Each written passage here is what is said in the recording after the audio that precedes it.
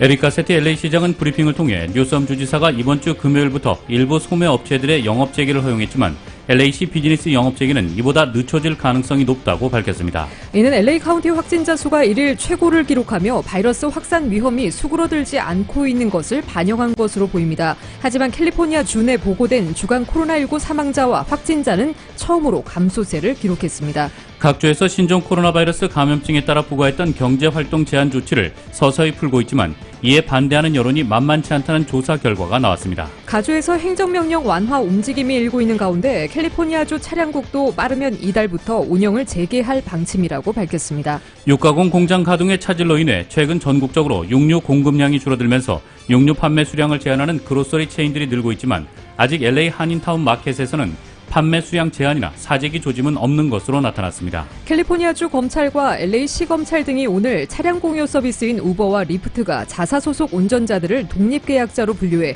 임금을 착취하고 있다며 이들 회사들을 상대로 소송을 제기했습니다. UC 계열 대학교가 올 가을 학기에 기숙사를 절반에서 3분의 1 정도만 부분적으로 오픈할 수도 있다고 밝혔습니다. 미국에서 신종 코로나 바이러스 감염증으로 6월 1일 하루 3,000명이 사망할 수 있다는 보고서가 보도돼 불안감이 증폭되고 있습니다. 이런 가운데 보고서를 작성한 존스 호킨스 대가 공식 예측이 아니라고 해명했습니다.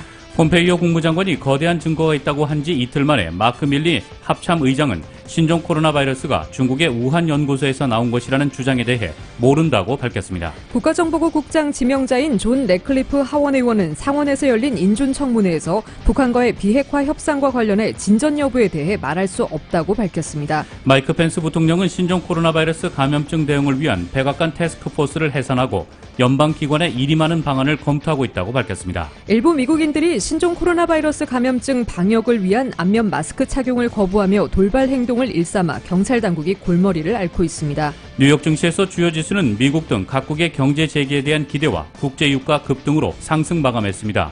국제유가는 20%대의 폭등세를 보였습니다. 내일 LA 지역 부분적으로 약간 구름기지만 낮 기온은 훌쩍 오르겠습니다. LA 지역의 내일 낮 최고 기온 91도, 밤 최저 기온 66도입니다. 이상은 이 시간 주요 뉴스입니다. 이 시간 주요 뉴스는 바이나우 플라이앤데이트, 5월 21일까지 한국행 항공권 최대 20% 할인 특가, 그리고 최대 3회 변경 수수료 면제 혜택도 드리는 아시아나 항공 제공입니다.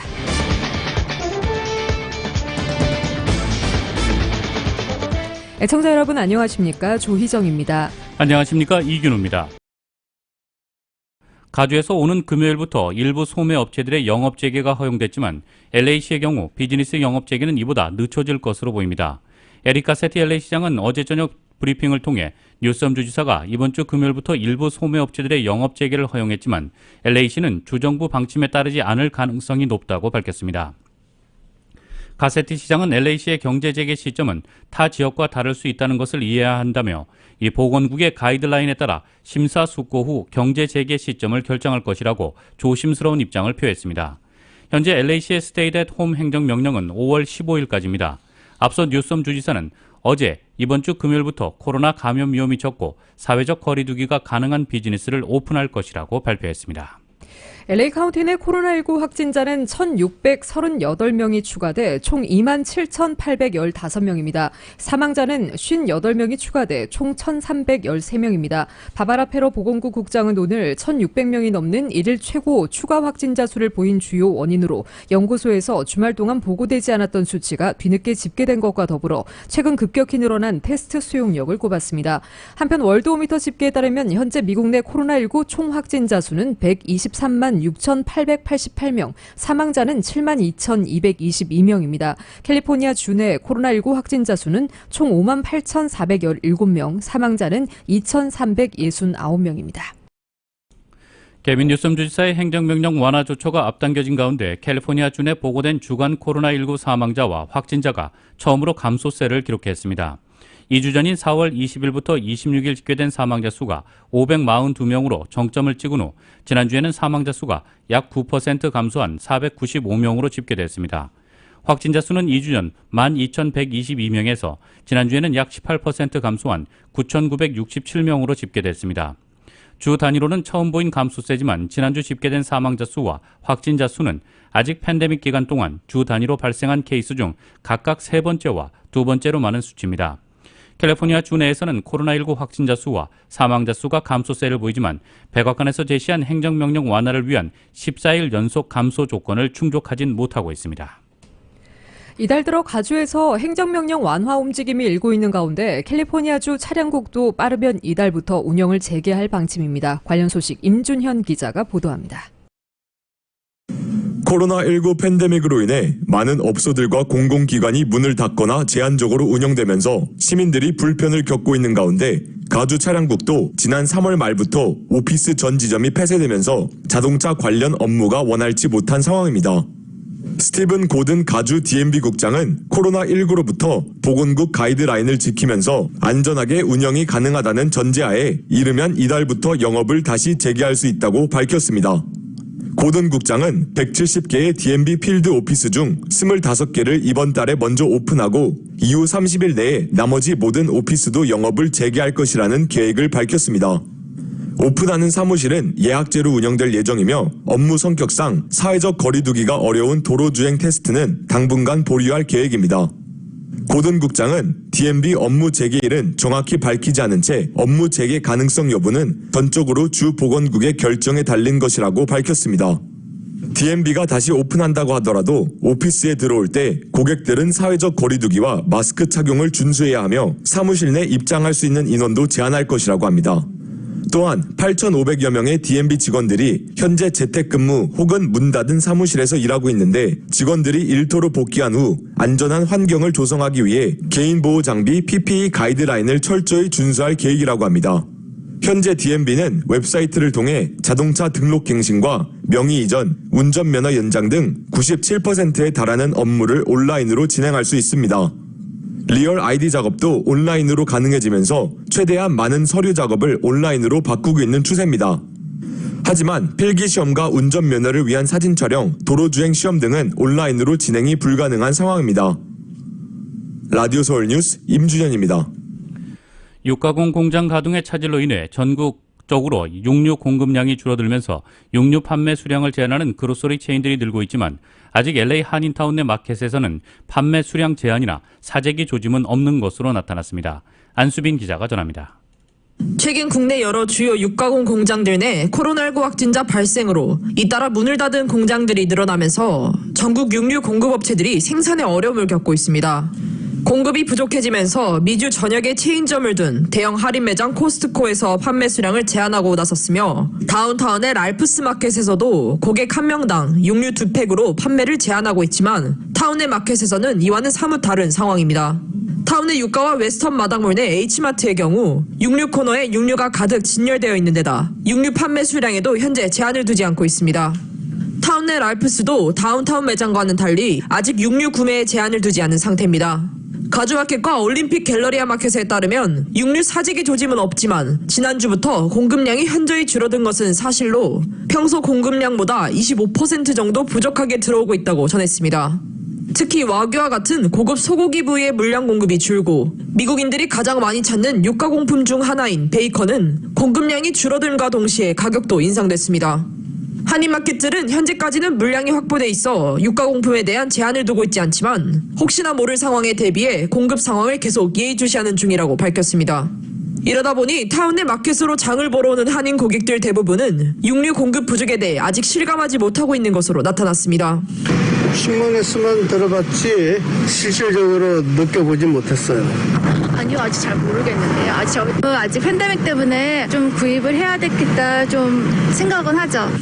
한인 마켓들에 따르면 전국적으로 코로나19 비상사태가 선포된 후 삼겹살을 비롯해 소고기와 돼지고기 사재기가 반짝 일었지만 이후 사재기가 수그러든 후부터 자택 대피 행정명령 기간 동안 고객들의 육류 수요는 고정적으로 소폭 늘어난 상태입니다. 한편 햄버거 체인점인 웬디스에서는 소고기 부족으로 인해 전국 매장 5군데 중 1군데꼴로 메뉴가 줄어든 것으로 나타나 육류 공급 부족의 심각성이 반영됐습니다. 라디오 서울 뉴스 안수빈입니다. 캘리포니아주 검찰과 LA시 검찰 등이 오늘 차량 공유 서비스인 우버와 리프트가 자사 소속 운전자들을 독립계약자로 분류해 임금을 착취하고 있다며 이들 회사들을 상대로 소송을 제기했습니다. 정현호 기자가 보도합니다. 우버와 리프트가 5일 자사소속 운전사들을 독립계약자로 분류해 최저임금 보장이나 실업수당 혜택 등을 박탈해온 혐의로 가주 정부로부터 소송을 당했습니다. 하비 베세라 가주 검찰총장과 LA와 샌디에고, 샌프란시스코 시검찰은 5일 샌프란시스코 스프리어 콜트에 제기한 소송에서 우버와 리프트가 자사소속 운전사들에게 미지급 임금을 지급하도록 하는 한편 운전사들을 당장 직원으로 재분류하도록 하고 있습니다. 소장은 또 우버와 리프트가 자사소속 운전사들을 독립계약자로 분류함으로써 주정부와 로컬 정부에 납부해야 하는 급여세 부담을 회피했다고 지적했습니다. 급여세는 정부의 웰페어 예산으로 사용됩니다. 이번 소송은 가주 내 업체들이 직원들을 독립계약자로 분류하기 어렵게 만든 가주법 AB5가 올 1월 1일부터 시행된 가운데 나왔습니다. 우버와 배달업체인 포스트메이츠는 AB5가 효력을 발휘하기 이틀 전 AB5가 헌법에 위배되며 테크놀로지 플랫폼을 기반으로 하는 업체들을 부당하게 차별하고 있다고 소송을 제기했으며 우버와 리프트를 비롯한 긱 이코노미 업체들은 고용인을 직원이나 독립계약자가 아닌 제3의 카테고리로 분류할 수 있도록 1억 1천만 달러를 라비 자금으로 쏟아부었습니다. 우버와 리프트는 지난 수년 동안 관련 소송에 시달려왔습니다. 올 2월 이후에는 가주의 차량 공유 서비스 운전사 2천여 명이 우버와 리프트가 잘못된 독립계약자 분류 관행으로 그동안 미지급한 임금과 복지 혜택 등에 대해서 6억 3천만 달러를 배상하라는 소송을 제기했습니다. 우버는 이번 소송에 맞서 싸우겠다고 밝혔습니다.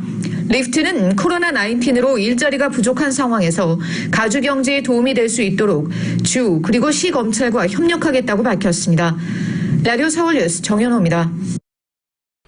유시계열 대학교가 올 가을 학기에 기숙사를 절반에서 3분의 1 정도만 부분적으로 오픈할 수도 있다고 밝혔습니다.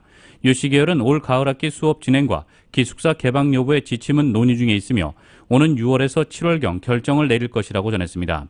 자넷 나폴리타노 UC 대학 총장은 보건국이 제시한 가이드라인을 준수할 수 있는 시스템을 먼저 구축해야 한다는 입장을 밝혔습니다.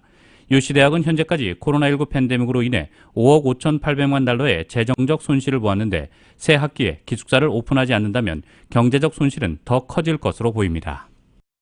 뱅크 오브 호프의 플러튼 비치 지점에서 근무하는 직원 1명이 코로나19 확진 판정을 받아 지점이 임시 폐쇄됐습니다. 뱅크 오브 호프 관계자는 플러튼 비치 지점의 직원 1명이 지난 1일 코로나19 확진 판정을 받아 주말 동안 지점에 대한 소독과 검역 절차를 마쳤으며 4일부터 이 지점의 영업을 잠정 중단했다고 밝혔습니다.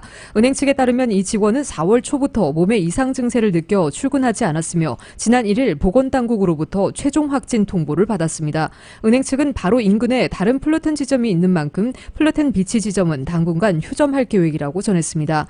한편 뱅크 오브 호프는 현재 코로나19 사태에 따른 직원과 고객의 건강을 보호하는 차원에서 남가주를 비롯해 미 전국에서 지역적으로 중복되는 일부 지점들의 영업을 한시적으로 중단한 상태입니다. 남가주에서는 윌셔 맨해튼, 시티센터, 샌페드로 마트, 로렌하이츠 노갈레스 지점 등 4개 지점이 영업을 잠정 중단한 상태입니다. 코로나 바이러스 감염증 비상사태 속에 여전히 한인사회에서 관련 가짜 뉴스가 카카오톡 등 소셜미디어를 타고 무분별하게 번지고 있어 무고한 한인 업체들이 피해를 입고 있습니다. 미국의 코로나19 확산 사태가 본격화되기 전인 지난 2월 대한항공 승무원 확진자가 LA 한인타운 식당 등 여러 곳을 돌아다녔다는 가짜 뉴스로 큰 논란이 일어난 이후에도 아직도 많은 한인들이 이러한 아니면 말고식 루머에 대해 신중한 접근을 하지 않고 무분별하게 퍼나르는 무책임한 행태를 보이고 있어 문제점이 지적되고 있습니다.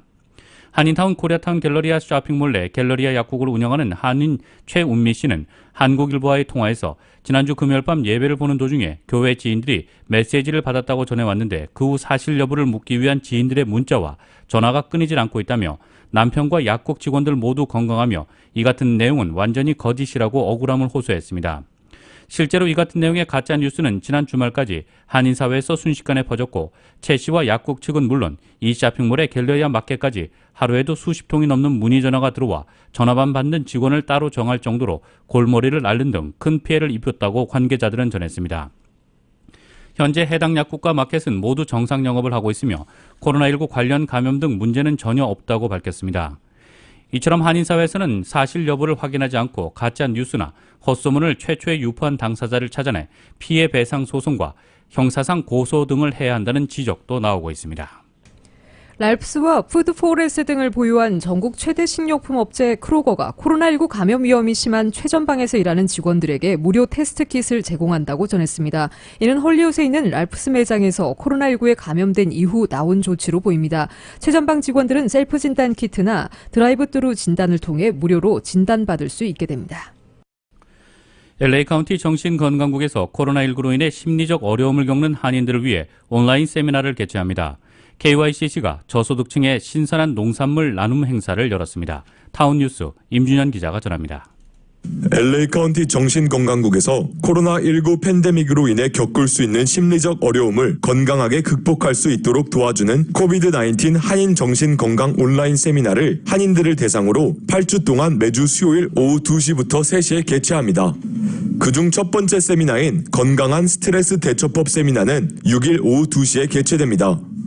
LA 카운티 정신건강국의 안정영 정신건강관리사가 강사로 참여해 한인들이 코로나19로 인해 받는 스트레스를 어떻게 대처하는가에 대해 강의합니다. LA 카운티 정신건강국의 안정영 정신건강관리사입니다. 지금 코로나19로 인해서 많은 사람들이 그 어려움을 겪고 그 한인 중에서도 한 70% 이상 정도의 한인들이 그 스트레스를 겪고 있다고 결과가 나왔어요. 그래서 이러한 건강한 스트레스 대처법을 배움으로써 변화와 도전 속의 삶을 잘 대처하고 그 스트레스 대처법에 대해서 강의를 하게 됩니다. 오는 13일에는 불안증의 이해와 대처, 20일에는 상실감과 심리적 탄력성을 주제로 코로나19로 겪을 수 있는 정신적 문제들을 짚어보고 해결책을 제시합니다. 온라인 세미나는 예약을 통해서만 참여가 가능하며 웹사이트 research.net/r/covid19kr을 통해 신청할 수 있습니다. LA 카운티 정신건강국 측은 시간이 여의치 않아 세미나에 참여하지 못하는 분들을 위해 다시 듣기 링크도 개설할 예정입니다.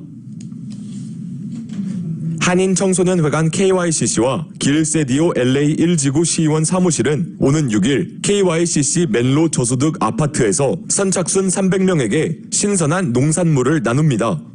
이번 행사는 KYCC가 저소득층에 제공하는 음식 딜리버리 프로그램과 함께 진행되며 이번에 무료로 제공되는 농산물은 비영리 단체 시즈 오브 호프에서 제공했습니다. 신선한 농산물 나눔 행사에는 한인타운 또는 피코 유니언 지역 주민은 누구나 참여 가능하며 사전 예약 필요 없이 6일 낮 12시부터 1시까지 1230 맨로 애비뉴에 있는 KYCC 맨로 아파트에서 받을 수 있습니다. 코로나19 팬데믹으로 인해 의료 물품과 보호 장비의 수급에 어려움을 겪고 있는 의료기관을 돕기 위해 기아 자동차 본사 소속 자원봉사자들이 남가주 병원과 의료기관에 안면 보호 장비 기부를 시작했습니다. 기아 자동차 측은 총 9만 5천 개의 안면 보호 장비를 기부할 예정이며 현재 미션 BAO에 위치한 미션 병원에 일부 전달했습니다. 기아 자동차가 기부한 안면 보호 장비는 기아 자동차의 엑셀레이트 더 굿 프로그램의 일환으로 조지아주 웨스트 포인트에 위치한 기아 자동차 생산 공장에서 제조됐습니다. 앞서 기아 자동차는 유소년 노숙자들을 지원하는 비영리 단체에 $100만 기부했으며 오렌지 카운티 의료기관에 N95 마스크와 장갑을 전달했습니다. 라디오 서울 뉴스 임준현입니다. 코로나19 사태 속에 극심한 경제적 어려움에 처한 한인 서류미비자 가정들을 돕기 위해 LA 한인회가 마련한 $500씩의 현금 지원금 신청 접수가 시작됐습니다. 이런 가운데 한인들의 관심과 신청이 폭주하고 있습니다.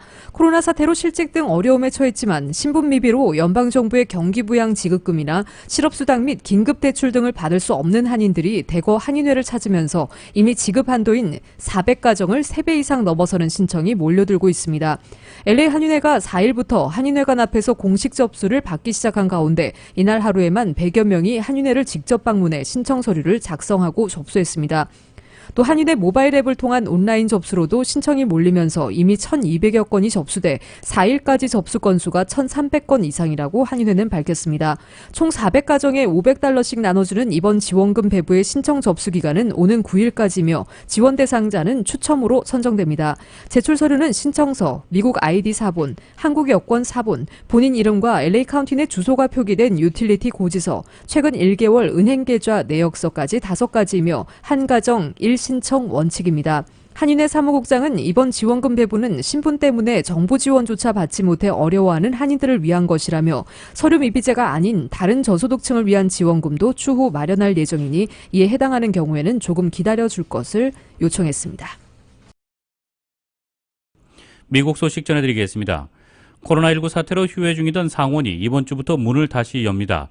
정보기관의 수장인 국가정보국 국장 지명자를 대상으로 한 상원 청문회에서 렛클리프 지명자가 북한 핵 능력과 운반 시스템 개발을 미국이 주시해서 봐야 할 안보 우려 사안으로 꼽았습니다.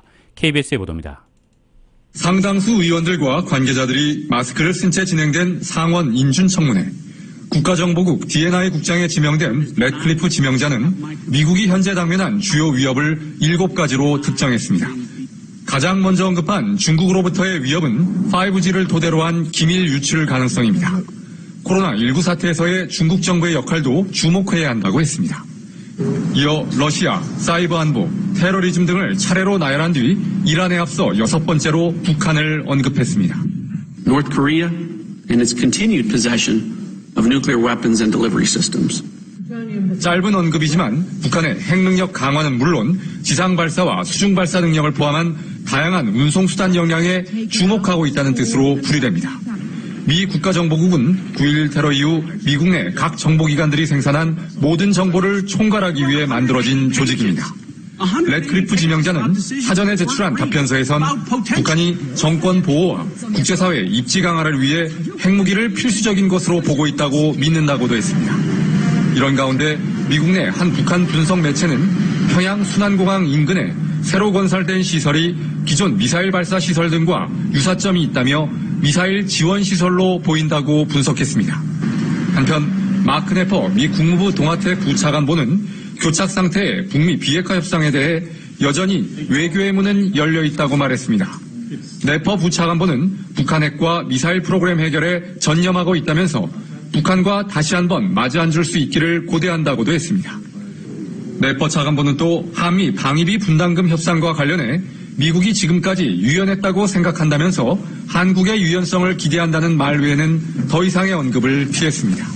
버지니아에서 KBS 뉴스 금철영입니다. 마크 밀리 미 합참의장은 오늘 신종 코로나 바이러스가 중국의 우한 연구소에서 나온 것이라는 주장에 대해 모른다고 말했습니다. 마이크 폼페이오 장관이 거대한 증거가 있다고 한 지 이틀 만에 합참의장의 입에서 배치되는 발언이 나온 것입니다. 밀리 합참의장은 이날 마크 에스퍼 국방장관과 함께한 브리핑에서 아무것도 결정적이지 않다. 증거를 보면 바이러스는 자연적인 것이고 인공적인 게 아니다라고 말했습니다. 그런 두 번째 이슈는 우연히 나오게 됐는지 자연적으로 나오게 됐는지 아니면 의도적인 것인지인데 우리는 어떤 것에도 결정적 증거가 없다면서 하지만 증거를 보면 아마도 의도적인 것은 아니었을 것이라고 덧붙였습니다. 이어 세 번째 이슈는 장소다. 우한의 바이러스 연구소에서 나왔는지 시장에서 발생했는지 아니면 다른 곳에서 그에 대한 답변은 우리는 역시 모른다는 것이라고 강조했습니다. 밀리 합참의장은 미국 정부와 민간의 여러 기관이 들여다보고 있으며 중국 정부가 조사관들을 들여보내주고 완전한 투명성을 제공한다면 크게 도움이 될 것이라며 전 세계가 실제 유래를 알게 되고 교훈을 통해 향후 발생을 막을 수 있을 것이라고 설명했습니다. 마이크 펜스 부통령은 신종 코로나 바이러스 감염증 대응을 위한 백악관 태스크포스를 해산하고 연방기관에 일이 많은 방안을 검토하고 있다고 밝혔습니다. 펜스 부통령은 기자들과 만나 백악관이 코로나19 태스크포스를 언제 해산할지 대화하고 있다면서 메모리얼 데이인 오는 25일 전후로 코로나19 대응 조율을 연방기관으로 옮기기 시작할 가능성을 검토하고 있다고 말했습니다. 또 연방재난관리청이 이를 담당할지 모른다면서 5월 말이나 6월 초가 될 수 있다고 예상했습니다. 펜스 부통령은 대통령이 코로나19 태스크포스와 관련해 어떤 결정을 내리든 조건에 기반한 것이 될 것이라면서 주들이 경제활동을 재개함에 따라 우리는 태스크포스 업무를 점진적으로 해산하는 것에 관한 논의를 시작하고 있다고 말했습니다. 앞서 뉴욕타임스도 펜스 부통령의 수석 보좌관인 올리비아 트루아가 태스크포스에 포함된 고위 당국자들에게 수주 내에 코로나19 태스크포스를 점진적으로 해산하는 것을 예상하라고 말했다고 백악관 고위 당국자를 인용해 보도했습니다. 그러나 백악관 태스크포스 해산 추진에 대한 우려가 적지 않습니다. 미국 내 코로나19가 정점을 지났다고 하지만 확산세가 지속하는 데다 성급하게 정상화할 경우 또 다른 대규모 발병이 생길지 모른다는 목소리도 있습니다. 트럼프 대통령에게 직원하는 인사가 있는 태스크포스와 달리 연방정부가 담당할 경우 트럼프 대통령 뜻대로 움직일 가능성이 있습니다. 트럼프 대통령이 경제 정상화에 강한 의지를 피력한 것과 달리 태스크포스는 신중론을 견지하며 일정 부분 제동을 거는 역할을 해왔다는 점에서 트럼프 대통령이 정상화 본격 추진을 위해 태스크포스 해산을 추진한다는 비판도 받을 전망입니다. 미국에서 신종 코로나 바이러스 감염증으로 6월 1일 하루 3,000명이 사망할 수 있다는 보고서가 보도돼 불안감이 증폭된 가운데 이 보고서를 작성한 잔스 호킨스 대가 공식 예칭이 아니라고 해명했습니다. 잔스 호킨스 대는 오늘 성명을 내고 해당 보고서가 이 대학 연구진이 미 연방재난관리청에 제공한 것이 맞지만 각 주에서 경제활동 제한 조치를 완화하는 가운데 여러 시나리오에 대비할 수 있도록 지원하기 위한 것이었다고 밝혔습니다. 그러면서 이 예비적 결과들은 예측이 아니며 예측으로 내놓기 정확하지 않다고 덧붙였습니다. 또 보고서는 사회적 거리두기의 조기 완화를 포함해 코로나19 확진 사망자가 미국에서 상당히 늘어날 수 있다는 몇 가지 시나리오를 보여주는 것이라고 부연했습니다. 도널드 트럼프 대통령은 이날 관련 질문에 대해 코로나19 확산을 막기 위한 조치가 전혀 없을 경우를 가정한 보고서라고 해명했습니다. 일부 미국인들이 신종 코로나 바이러스 감염증 방역을 위한 안면 마스크 착용을 거부하며 돌발 행동을 일삼아 경찰 당국이 골머리를 앓고 있습니다. 최근 미시간주의 한 상점에서 경비원이 손님에게 마스크 착용을 요청했다가 총에 맞아 숨지는 사건이 발생해 충격을 안겨준 가운데 미국 사회에서 마스크 쓰기를 노골적으로 거부하는 사례가 잇따라 나타나고 있습니다. NBC 방송에 따르면 미시간주에서는 상점 직원의 셔츠에 코를 닦은 한 남성이 경찰에 붙잡혔습니다. 이 남성은 지난 2일 마스크를 쓰지 않은 채 동네 매장인 달러트리에 들렸다가 직원으로부터 마스크를 착용해야 한다는 얘기를 들었습니다. 미시간주에서는 코로나19 행정명령에 따라 상점 직원과 고객 모두 매장 내에서 마스크를 착용해야 합니다. 하지만 이 남성은 불쑥 직원에게 다가가 직원이 입고 있던 셔츠로 자신의 얼굴을 문지르고 코까지 닦은 뒤 이걸 마스크로 쓰면 되겠다고 말했습니다. 이 경찰은 매장 내 감시 카메라에 잡힌 이 남성을 추적해 전날 체포했습니다. 또한 이와 함께 지난 2일 캘리포니아주 샌디에고 카운티에서는 한 남성이 백인 우월주의자 단체인 큐클럭스 클랜의 고깔모자 형태의 두건을 쓰고 식료품 매장을 활보하는 사건이 발생했습니다. 경찰에 따르면 식료품점 직원들은 이 남성에게 수차례 KKK 두건을 벗어달라고 요구했지만 이 남성은 이를 거부했습니다. 샌디에고 카운티 경찰은 성명을 내고 우리는 증오나 편협한 행동을 용납하지 않는다며 이 남성을 형사처벌하겠다고 밝혔습니다. 세계 주요 국가들이 코로나19 백신과 치료제 개발에 10조 원을 지원하기로 약속했지만 세계 1위 경제대국 미국은 참여하지 않고 있습니다. 미국은 연일 중국 때리기에 나서며 국제공조보다는 독자적 행보에 주력하고 있습니다. YTN의 보도입니다. EU 집행위원회와 G20 의장국인 사우디아라비아가 모금을 주도하고 여기에 한국, 중국, 아프리카 국가들까지 참여하며 국제사회가 코로나19 퇴치를 위한 공조를 시작했습니다. These new tools can help us to fully control the pandemic and must be treated as global public goods available and affordable for all. 하지만 경제 규모 면에서 세계 1위이고 코로나19 피해도 가장 큰 미국이 참여하지 않고 있습니다. 오히려 자국 우선주의를 강조하며 국제사회와 담을 쌓는 모습입니다. 지난달에는 독일 제약회사에 미국인만을 위해 코로나19 백신을 개발하도록 하려다 독일 정부의 반대에 부딪혔다는 보도가 나오기도 했습니다. 특히 최근엔 코로나19가 중국 우한의 연구소에서 시작됐다는 증거가 있다고 잇따라 주장하며 대중국 압박 강도를 높이고 있습니다. And what gives you a high degree of confidence that this originated from the Wuhan Institute of Virology? I can't tell you that. I'm not allowed to tell you that. 세계보건기구 WHO는 하지만 아직 미국 정부로부터 코로나19의 기원에 대해 아무런 증거도 받지 못했다며 미국의 주장은 추측에 불과하다고 반박했습니다. No, we have not received any data or specific evidence from the U.S. government relating to the purported origin of the virus. 트럼프 행정부는 코로나 사태가 발생하기 전에도 통상, 안보, 환경 등 여러 분야에서 자국 이익만을 내세우며 EU 등 다른 나라들과 갈등을 빚어왔습니다. 코로나19 피해가 좀처럼 줄지 않는 가운데 대통령 선거는 6개월 앞으로 다가오고 있어 방역 실패의 책임을 외부로 돌려 내부 결속을 강화하려는 시도는 앞으로도 이어질 것으로 보입니다. YTN 박홍구입니다. 한국 소식 전해드리겠습니다. 한국 여야가 이번 주 21대 국회 운영을 주도한 원내대표를 선출합니다. 경선을 앞두고 후보자들은 당선인 표심 잡기에 나섰는데 특히 비중이 높은 초선 의원들이 당락에 큰 영향을 미칠 것으로 보입니다. KBS의 보도입니다. 180석 거대 여당을 이끌 원내 사령탑 자리. 4선 김태년, 3선 전해철, 4선 정성호 의원이 경선에 나섭니다. 김태년 의원과 전해철 의원이 친문 적통을 내세우며 양강 구도를 형성했습니다. 경제위기 극복을 진두지휘하겠습니다. 개혁입법, 민생입법을 추진하고 정성호 의원은 개파색 옅은 비주류로 분류됩니다. 다양한 목소리의 통합이 절대적으로 필요합니다. 경선 결과는 지역구 당선인의 40%를 차지하는 68명의 초선 당선인 표심이 좌우할 것으로 보입니다. 민주당은 오늘 초선 당선인 대상 후보자 합동 토론을 열고 내일 경선을 실시합니다. 민주당 여성 지역구 당선인 20명은 국회 부의장과 상임위원장 선임에서 여성목 보장을 요구했는데 후보 3인 모두 이에 동의했습니다. 당의 진로를 놓고 혼란을 겪고 있는 미래통합당. 5선 주호영, 4선 이명수, 권영세, 3선 김태흠 당선인 4파전입니다. 과거보다 개파 대립이 옅어지며 후보자 개인 자질과 당 수습 보관이 표심 가를 것으로 보입니다. 민주당과 많은 협상을 해본 사람이 필요하다는 건 새로운 길을 개척할 개척자가 필요합니다. 통합당에선 원내대표와 정책위 의장이 함께 출마하는데 주호영 의원은 충북 3선 이종배 의원과 권영세 당선인은 경남 3선 조혜진 당선인과 한 조를 꾸렸습니다. 앞서 초선 당선인 25명은 경선에 앞서 무제한 토론을 제안하며 후보자 자질 검증을 강조했습니다. 통합당은 오늘 후보 등록을 마감하고 오는 8일 당선인 총회를 열어 원내대표를 선출합니다. KBS 뉴스 신지혜입니다. 20대 국회 마지막 본회의 개최가 안개 속에 빠지면서 마음이 타들어가는 사람들, 바로 형제복지원 사건 피해자들입니다. 최근 적 공식 실태 조사 결과 매를 맞다 죽는 사람을 봤다, 생매장했던 사람을 잊을 수 없다 등 끔찍한 증언이 이어졌습니다. 하지만 진상을 밝혀줄 과거사법 개정안은 8년째 국회에서 잠자고 있습니다. KBS의 보도입니다. 국회 앞 한 평짜리 좁은 천막.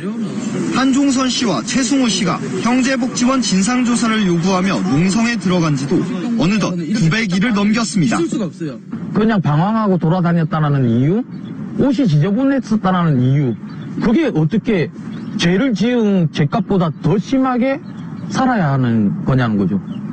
지난해 10월 형제복지원을 포함해 과거 국가폭력 사건의 진상조사를 재개하는 법안이 소관 상임위인 행안위를 통과했지만 딱 거기까지였습니다.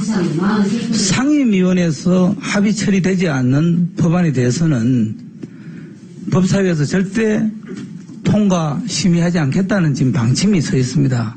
본회의 통과를 거부한다는 것은 사실상 진실규명을 가로막는 것이고 과거사에 희생된 유가족들에 대한 염원을 외면하는 것이라고 생각합니다. 통합당 없이 처리됐다는 이유로 반년 넘게 다음 관문인 법사위에 상정조차 못한 겁니다. 단식 농성을 벌이고 본회의가 열리는 날 직접 의원들 앞에서 호소까지 했지만 과거의 정치인들이 저질러 놓은 것을 지금 이 현 시대의 정치인들께서 치유에 힘써주시고 보호해달라고 우리가 입법을 해달라고 하는 것입니다. 돌아온 건 맹소뿐이었습니다. 합의 없이는 한 발자국도 더 나갈 수 없다는 겁니다. 지금 현재 한 달만 하면은 한 달만 충분히 뭐가 지금 이제 20대 국회가 물리적으로 부족하다는 겁니다. 최근 부산시 첫 공식 실태 조사에서 형제복지원 피해자들의 참상이 확인됐지만 피해자들의 고통은 여전히 현재 진행형입니다. 국가 책임이 가장 크다고 볼 수 있고 국가 책임을 규명하고 그에 대해서 뭔가 책임을 진다는 뜻에서도 국가가 조사할 필요가 있고요. 20대 국회 이제 한 달도 남지 않았습니다. 한 달이면 충분하다던 과거사법 개정안, 지금 이대로라면 8년째 국회 문턱을 못 넘게 됩니다. KBS 뉴스 송락규입니다. 헬스 에브리데이.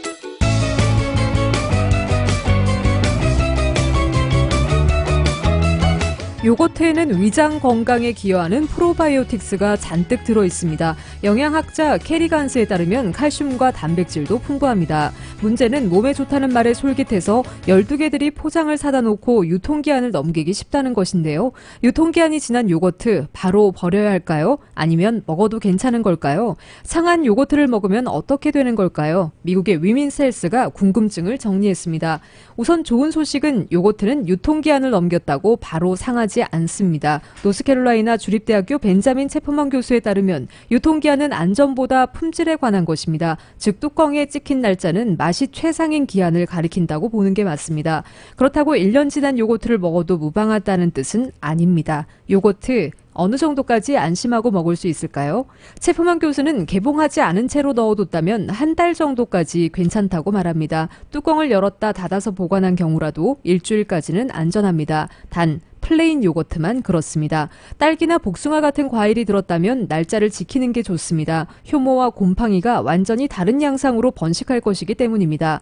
상한 요거트를 먹으면 어떻게 될까요? 식중독 증상이 나타날 것입니다. 즉 설사나 복통, 구토로 고생하게 될 것입니다. 하지만 그럴 가능성은 낮습니다. 상했다면 분명 뚜껑을 열었을 때 바로 알 수 있기 때문입니다. 상한 요거트는 이상한 냄새를 풍깁니다. 또 내용물이 분리되면서 층이 생깁니다. 요거트를 보관하는 방법이 따로 있을까요? 원칙은 사자마자 냉장 보관하는 것입니다. 대용량 포장이라면 요거트를 더는 수저와 떠먹는 수저를 따로 사용해야 한다는 사실을 명심해야 합니다. 만약 1+1 행사에 넘어가 먹을 수 있는 한도보다 욕심을 냈다면 냉동실에 넣는 것도 방법입니다. 요거트는 한두 달까지는 얼려서 보관해도 맛이 변하지 않습니다. 뉴욕 증시에서 주요 지수는 미국 등 각국의 경제 재개에 대한 기대와 국제 유가 급등으로 상승했습니다. 오늘 뉴욕 증권거래소에서 다우지수는 전장보다 133.33포인트 0.56% 오른 23,883.09의 거래를 마쳤습니다. S&P 500지수는 전장보다 25.7포인트 0.9% 상승한 2,868.44에 기술주 중심의 나스닥 지수는 98.41포인트 1.13% 오른 8,809.12의 장을 마감했습니다. 시장은 세계 각국의 경제 재개 상황과 국제 유가 움직임 등을 주시했습니다. 미국에서는 각 주별로 봉쇄 조치 완화 움직임이 이어지고 있습니다. 신종 코로나 바이러스 감염증 환자가 가장 많은 뉴욕주는 4단계에 걸쳐 경제 재가동에 나서겠다는 일정표를 제시했습니다.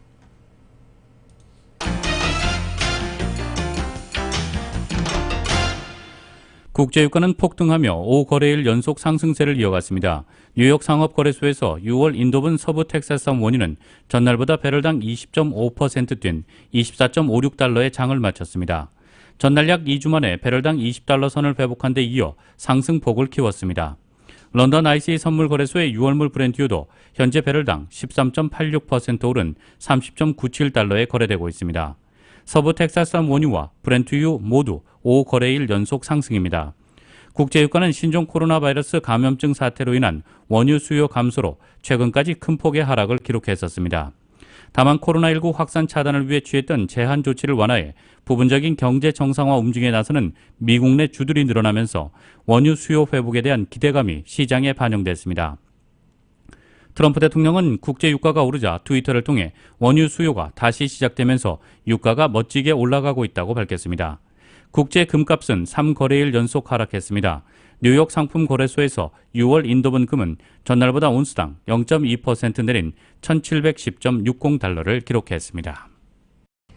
미국의 무역 적자가 신종 코로나 바이러스 감염증 사태로 수출이 급감하면서 확대됐습니다. 미 상무부는 3월 상품 서비스 수지 적자가 적달에 398억 달러에서 444억 달러로 증가했다고 오늘 밝혔습니다. 약 11.5% 늘어난 셈입니다. 적자 규모는 2018년 12월 이후 최대입니다. 블룸버그 통신이 집계한 전문가 전망치보다 적자 규모가 컸습니다. 수출은 9.6%가 줄어든 1,877억 달러를, 수입은 6.2% 감소한 2,322억 달러를 각각 기록했습니다. 수출과 수입 모두 2016년 11월 이후 가장 적은 규모입니다.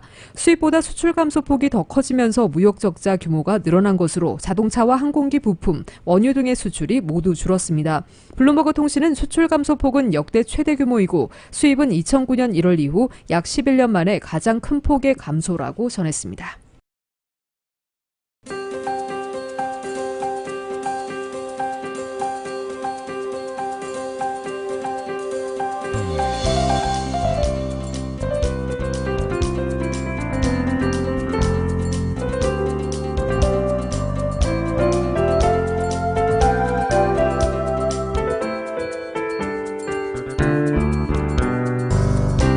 함께 이겨나가겠습니다. 언제나 힘이 되는 은행, 당신의 비즈니스 뱅킹 파트너 CBB뱅크 제공 5월 5일 화요일 오늘 밤과 내일 날씨입니다.